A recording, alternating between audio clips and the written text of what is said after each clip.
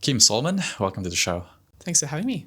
If you have one day to live, how will you spend it?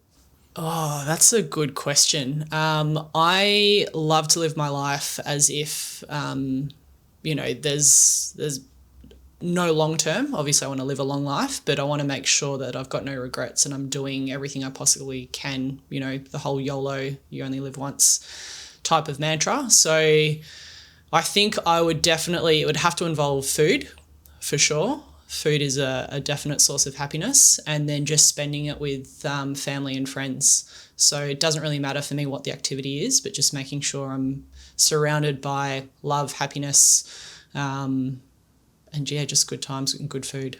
Speaking of YOLO, this is a very, popular word. Have you ever got stuck into a dilemma of, do I want a YOLO or do I want to save money? Oh, all the time. That is literally a roller coaster of, I think, adulthood is kind of, I'm not in the property market for that exact reason. I love to travel. Every year I travel. All my friends who know me know that they can't keep up with my next destination. So I'm definitely one to live in the moment. I think it's important to think about your future, but at the same time, don't miss out on those opportunities that present themselves like right now. So I'm very much of the mind frame of saying yes to everything unless I've got a valid reason to say no. I think that's a very big discussion in the Filipino community because we grew up parents telling us you got to save, save, save. So definitely. I'll tell you what, I'm glad that that's something that was instilled in me because from a young age, I've done pretty well at budgeting and saving, but so that I've got that opportunity to still live a lifestyle without having to worry about, do I have enough money saved just in case future me needs it. If you have one Filipino food to eat for the rest of your life, what would it be? Without doubt, chicken adobo. It's got to be chicken, and my mum's chicken adobo. Love it. Yeah. All right. That's a pretty solid answer. No follow-up question after that. All right, Kim, please introduce yourself. So my name is Kim. I am part of the Philippines Mixed Touch Football Opens team, which will be competing at the World Cup in England in July later this year. I've been involved in touch football since year 11, so that's approximately 25 years now that I've been involved in some capacity. If you can do the maths, you'll figure out how old I am. So that's been from just playing as a schoolgirl into playing socially with my friends, into getting into it as an administrator, as a coach, as a referee, and then I've been fortunate enough to be involved with some elite teams as well, so from national level to state of origin level to also being involved with the Australian touch program up until recently. So outside of that, I work for council and local government. My family is based predominantly up in Brisbane, so I spend a lot of time going up and back. Just like to spend time catching up with friends and going on adventures. So that about sums me up, hopefully. So I grew up in the Philippines the first 21 years of my life. If you grew up there, you only probably know two major sports. That's basketball and volleyball. Yeah. So please explain to me, what is touch football and how do you guys play it? So touch football derived from two very popular sports here in Australia in rugby. So there's two codes in rugby, being league and union. I know rugby union is becoming a popular sport back in the Philippines. There is a game, I've been told, a childhood game back in the Philippines. I can't remember what it's called. I think you know the name of it. The patintero. Yep, that's the one. So similar in the fact that it's in it's a smaller field than a normal rugby-sized field, and it's 6-on-6 traditionally. I know some you can change the number of people on each team depending on the level, but it's traditionally played with 6-on-6. With 6 touches and a ball. So you've got an attacking team and a defending team. The attacking team has possession of this ball. If the defensive team makes a touch on that player with the ball, then that counts as 1 touch. And the attacking team has a total of 6 touches before they need to give the opposition an opportunity to attack back. So the idea is similar to that game, is to get the ball over the line down the other end and put the ball down in that sort of touch scoring area. And that's basically it. The defensive team, is responsible for stopping that if they can. And if they do, then they get an opportunity to try and score down the other end. So at the end of the game, whichever team has scored the most tries wins. So similar to if anyone knows rugby league or rugby union, you've got instead of a touch, it's a tackle. So it's a very similar. There's no kicking. It's all passing and catching. No tackling, no kicking. The ball must go backwards, and we're just trying to score down the other end. So obviously you love playing this sport. Yeah. What's unique about this compared to other sports that you played? Touch for me is a very social game. So I'd say majority of my friends, at least 75% of my friendship circles are from touch football. It's a sport that brings people down to the park. You can catch up.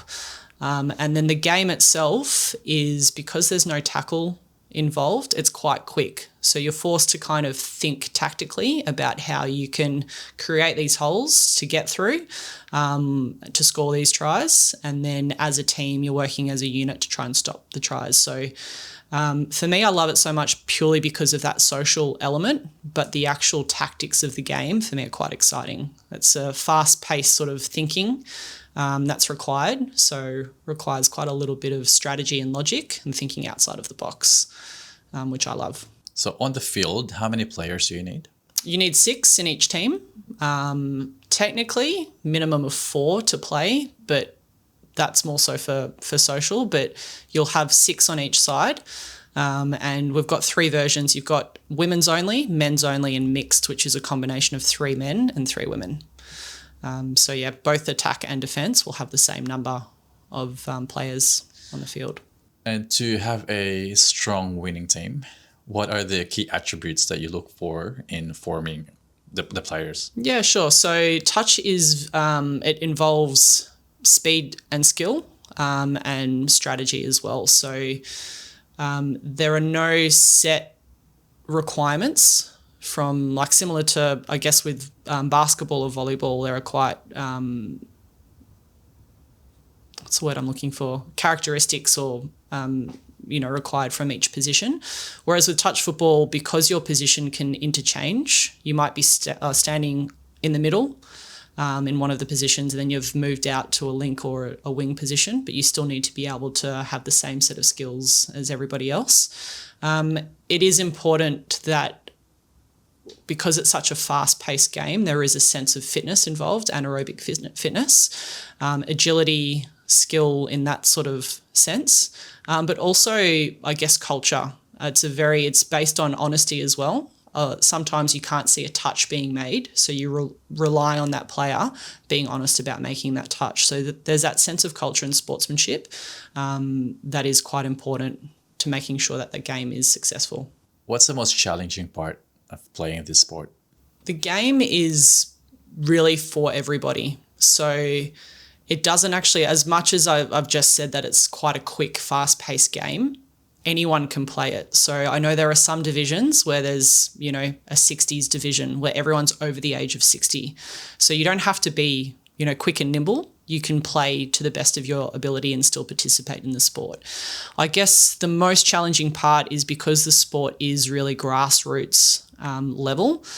There's no professional funding that comes through. Everything is self-funded. So with any type of tournament, there's always fees involved. So trying to get, I guess, more sponsors involved, more funding to come through to make sure that if you're participating at a higher level, it doesn't cost an arm and a leg to play. So it's quite cheap to play down at your local club. It might only be like $10 to $15 per game, but once you start making a national level or a state level or an international level, all the other fees such as travel, accommodation, registration, uniform, camps, that all comes into play. And obviously that requires quite a little bit of funding.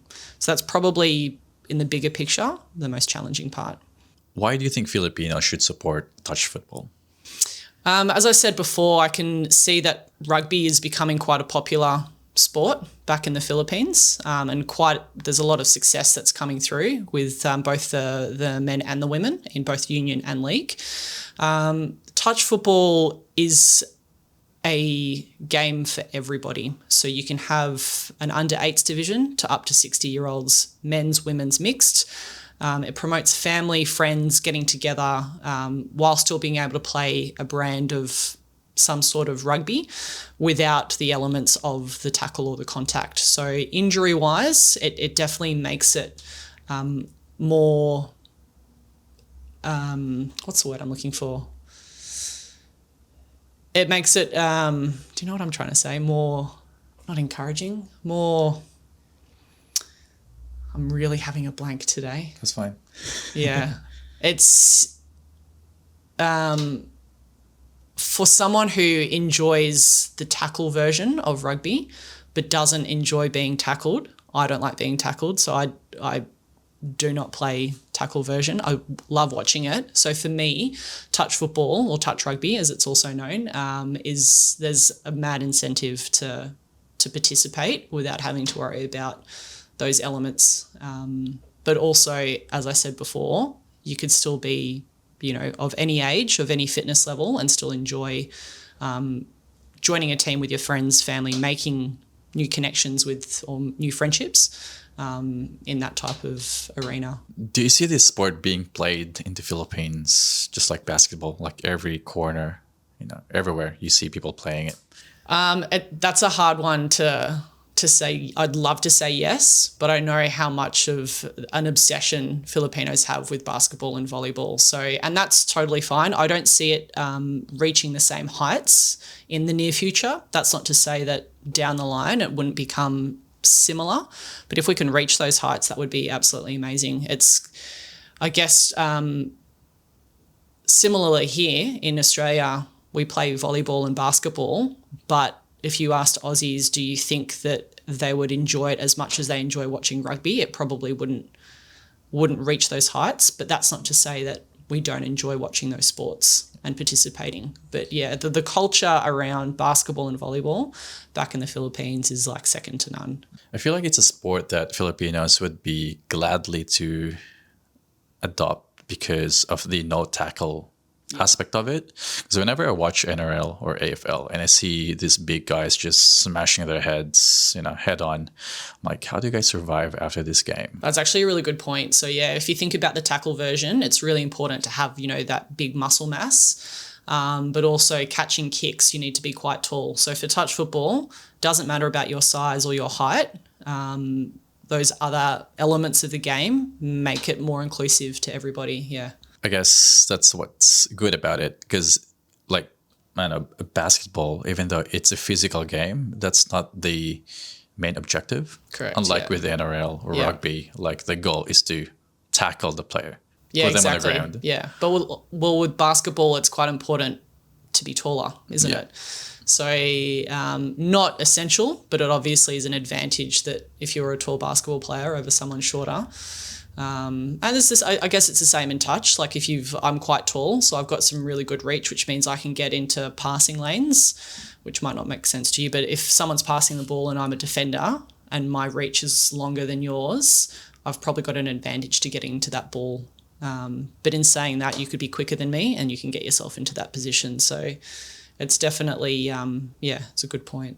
Why only focus on Queensland and New South Wales and not the rest of Australia? I wouldn't say there's really a focus on it. I think the two states, Queensland and New South Wales, are the predominant states for the sport in Australia. That is no surprise given how much of a culture there is around rugby. So given that touch football is very similar to rugby, there's a lot of interest from the junior levels through to social and adults and whatnot to be involved in touch, being non-contact or non-tackle. So yeah, it just so happened that the culture base around it, like if you go to Melbourne, it's AFL mad. So there is touch football in Melbourne, but more people are invested into AFL than they are into rugby. So that's still growing there as it is in other states as well. So all the other states are doing quite well to grow their development. But the culture around rugby is definitely made an impact as to why so many people participate in touch in both Queensland and New South Wales. So I guess it's no surprise that the Filipino-based players in both states who have access to the best coaches and the best competitions in the country are, the best for selection. That's not to say that if a player from Victoria was, eligible for selection and was good enough that they wouldn't have made the team, but it's no surprise that all of our players are based in Queensland and New South Wales. Tell me about the Asia Pacific Youth Touch Cup. Yeah, well, I regrettably didn't get to go to the tournament. I was stuck in Sydney at the time and the tournament was in Brisbane. But I remember I was in 3 different group chats with all like different philo teams, and the whole tournament, ping, ping, ping, ping, ping. Are you watching this? Are you seeing all of the results? The vibe around this team was insane, and they managed to get through to a semi-final and they played New Zealand. And I remember I had a dinner on with a friend of mine, and I said, I'm so sorry. And I put my phone up against my drink and watched the live stream. She ended up coming over and watching it as well. And it was just phenomenal. Like, I don't know if anyone else has really seen it, but they ended up winning in a drop-off. So what happens for a drop-off is at full time, if the scores are level, both teams drop down to 4 players on 4 players. The field size doesn't change, so you can imagine there's more space. And yeah, I don't know how they did it, but they pulled it off, and the atmosphere was electric. Like, I'm getting goosebumps just thinking about it. So yeah, I think it's the first time, I could be wrong, that a country outside of Australia has beaten New Zealand in a finals game in I don't know how long. So it was the impact that had on that whole tournament. That was, for me, I'm being biased, but that was like the highlight of the tournament. What's in this sport that you are so passionate about it? I've always been a sporty person. I grew up with swimming, athletics, cross country, all individual sports, and then started getting into netball. I grew up in Singapore actually, so we played mixed netball down there. And then when I moved back to Australia, I started getting into hockey, netball still, cricket, and then later on in my schooling career got involved with touch. And there was this element about team sports that social element just drew me in. And then the actual tactics of the sport was a bonus on top of it. I really am passionate about rugby league.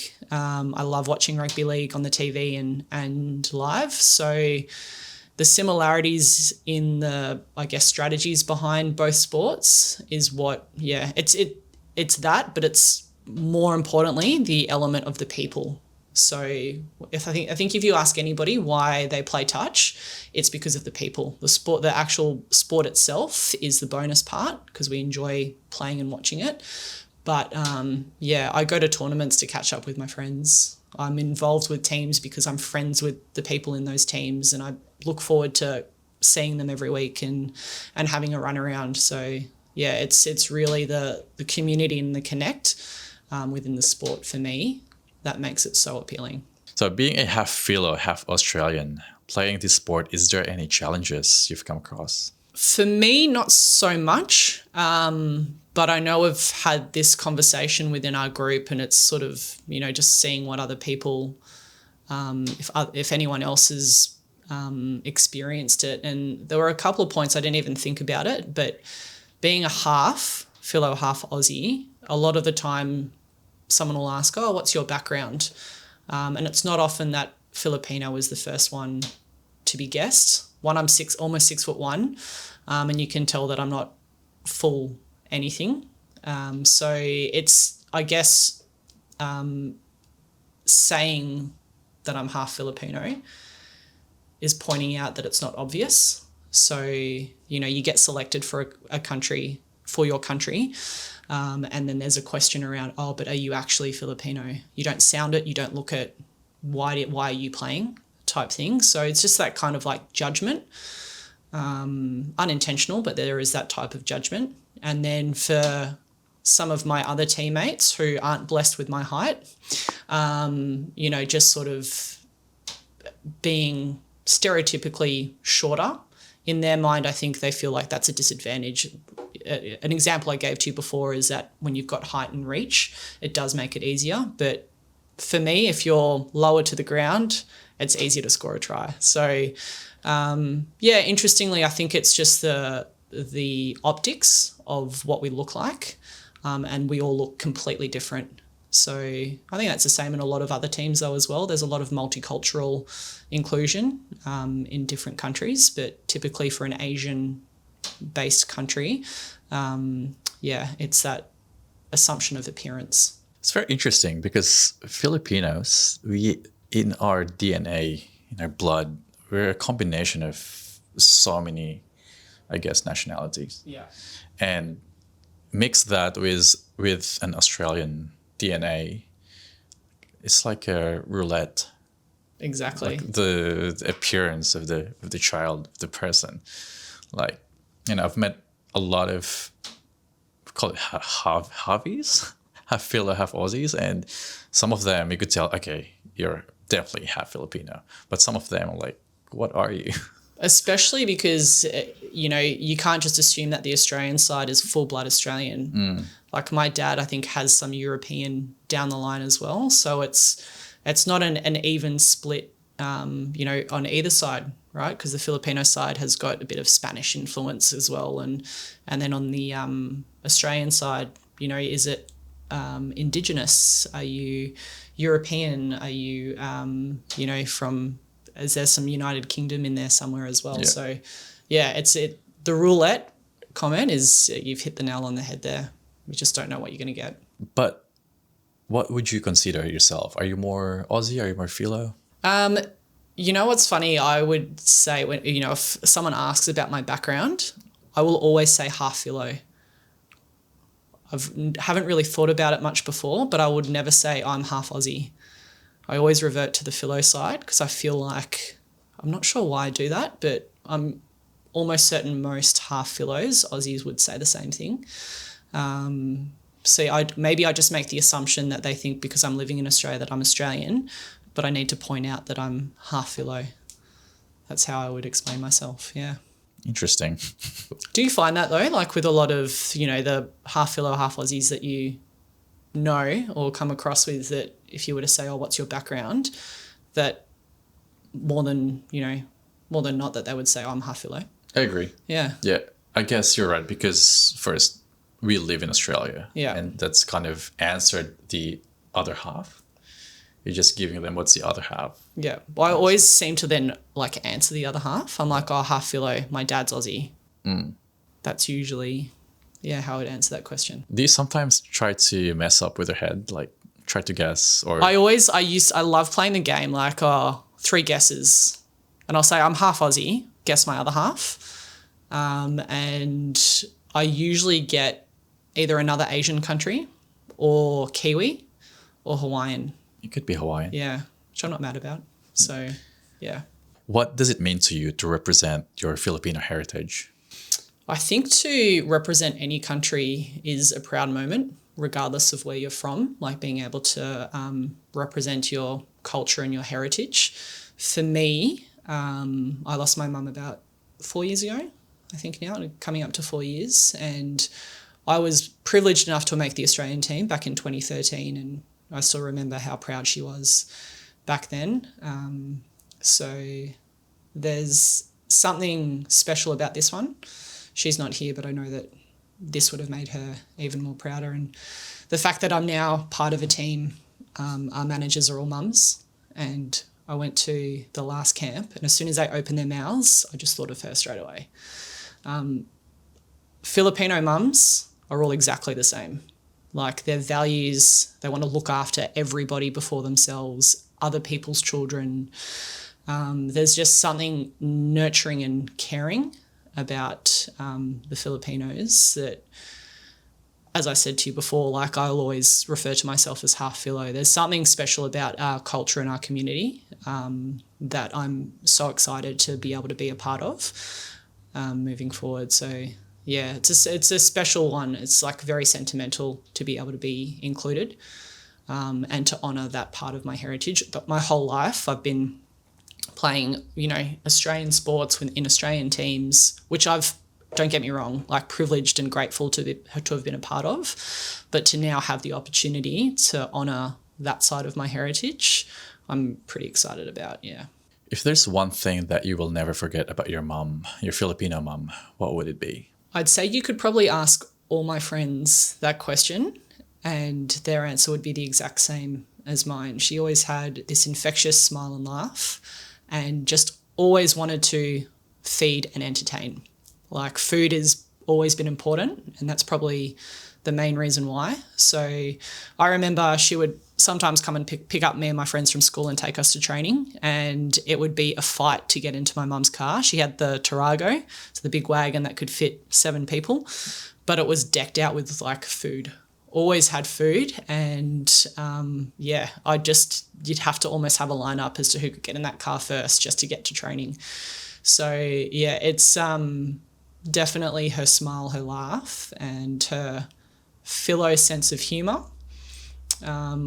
I see all these like influencers now talking, making reference to their Filipino mums, and I can't help but just have a laugh because I think of her and I can see her in a lot of that humour as well. So yeah. If she's here sitting with us today, what do you think she's going to say to you after all these achievements you've had so far? She would probably just, again, bigger smile. She'd squeeze me, give me the biggest hug. She'd probably be crying with joy, and she'd be sharing everything on social media. She's one of those parents. I think every person has a parent who just loves to share everything about their kids' accolades. So yeah, she'd definitely be super proud. And what do you want to say to her? I don't think we've got enough time. Yeah.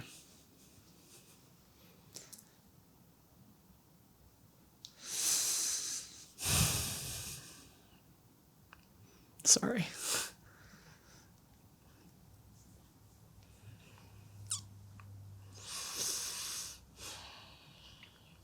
I wish she was here to see it all. So yeah.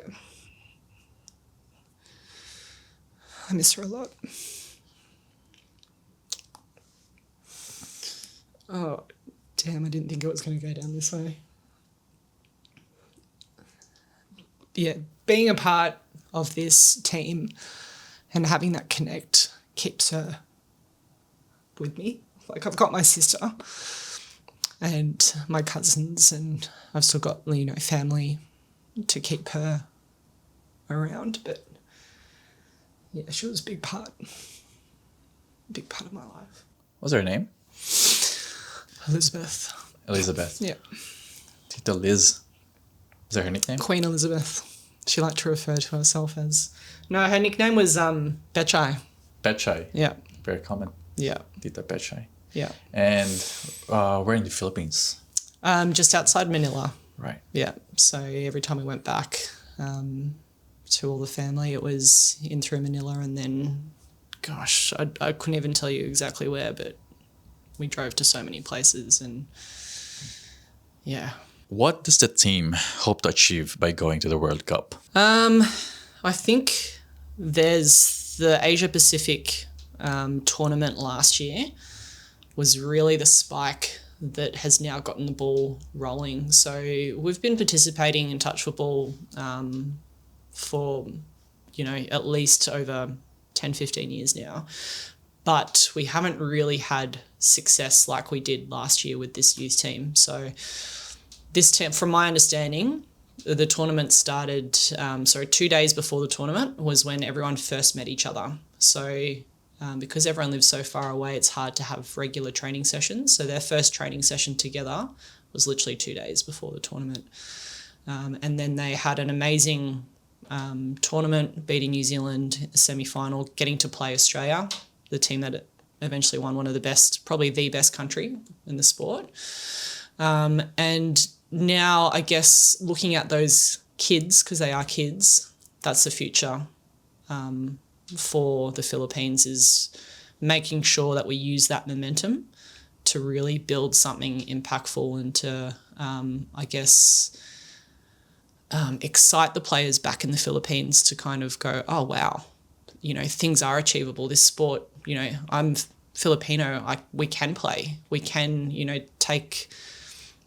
compete against the best teams in the world and actually have a crack. So I think, this World Cup campaign is really to keep that momentum going for the future. I don't think it's about necessarily winning or doing one better, but just make sure that we keep this core group together and keep on adding to it. What would it mean to achieve your fundraising target? Yeah, so unfortunately, Touch is completely self-funded in the Philippines, as it is in, I think, almost every other country. We don't have, sponsors or big companies who are backing us. We rely on the generosity of, our friends and family to maybe donate. And we are lucky that we do have some companies who have gotten on board with us to help with sponsorship. If we were able to raise more funds, it just means less cost to the players. So we have to pay for our flights, our accommodation, our registration fees, transportation, recovery, staff, training camps. Everything's fully paid for by the players. So majority of our players are either at high school or uni, so they don't have full-time jobs. So that makes it difficult, I guess, for them, especially that they don't have a savings like I do, full-time work, to be able to fund, the trip over to England.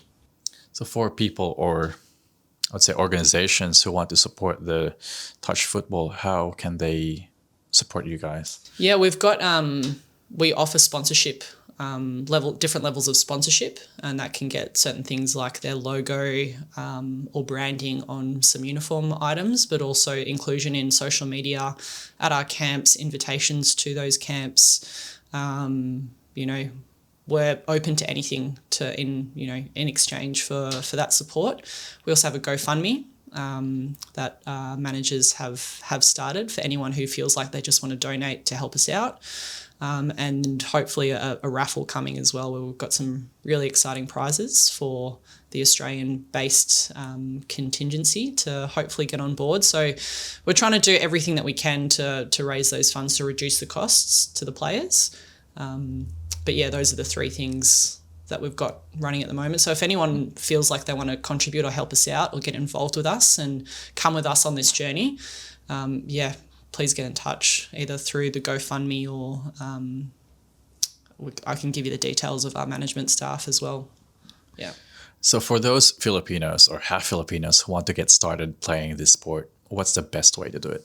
Based in Australia or based back in the Philippines, or both? Both. Yeah, so here it's quite easy, especially if you're living in New South Wales or Queensland, but every other state does have touch football competitions up and running. So just find your local competition or get in touch with the state organisation. So the Queensland Touch, New South Wales Touch, Victorian Touch, there's Northern Territory, South Australia, Tasmania, ACT. They've all got touch officers that you can get in touch with, and they can help you find your closest club.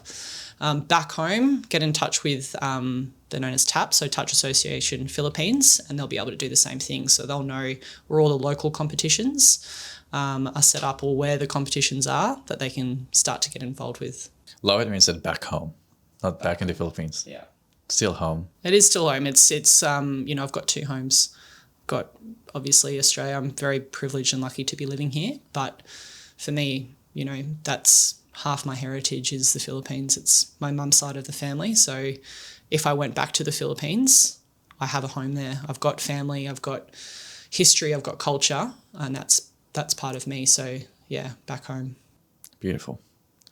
So a quick, fast talk. You ready? Let's go. All right. Adobo or fish and chips? Adobo. Boracay or Bondi Beach? Boracay.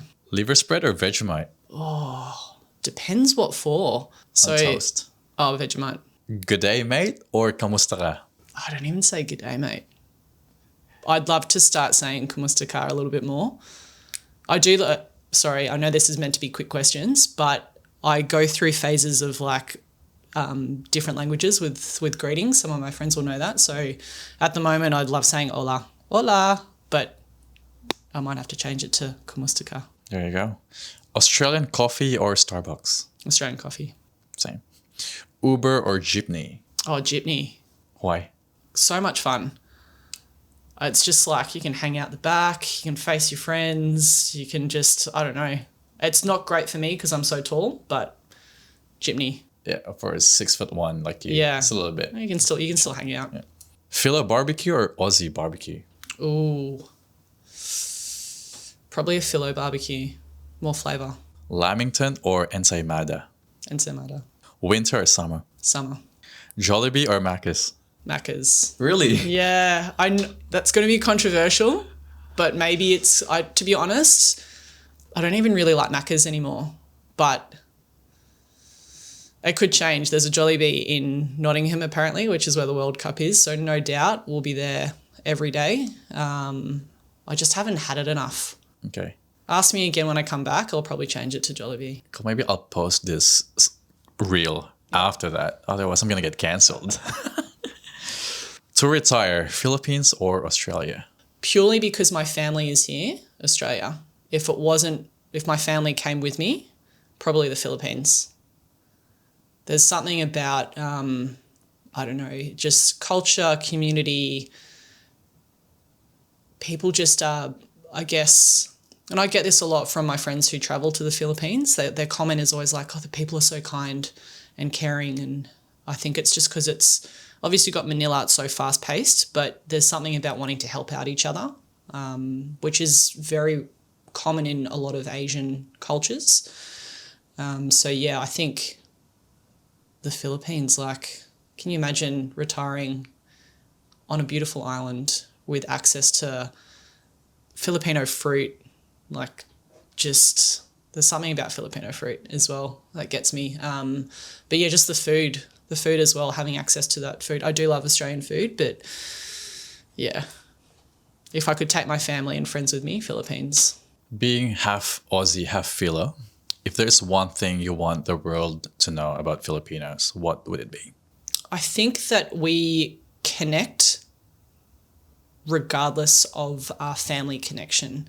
So we can connect, I think I said this to you before, I've been lucky to meet other Philos through touch, and straight off the bat, we are family. There's this instant sense of being proud to have that Filipino heritage, but straight away you become family.